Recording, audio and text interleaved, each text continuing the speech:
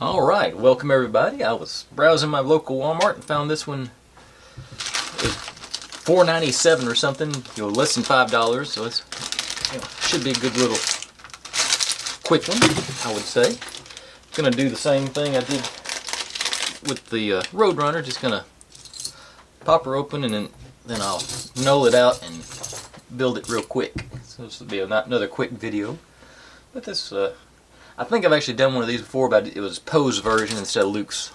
I think they called this Luke's. Oh, I just said generic X-Wing Starfighter. Alright, so I'm gonna, like I say, I'm gonna null this out and I'll be right back.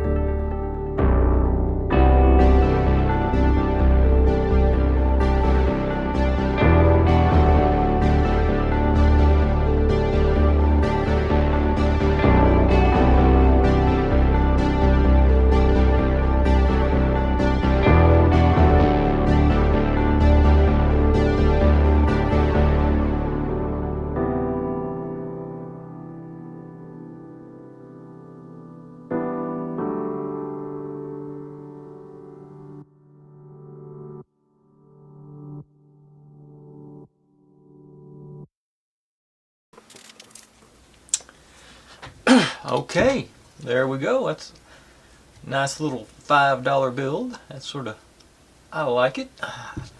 I sort of wish this was the scale that the one for the trench run diorama came in, but I understand this is really probably too big for that.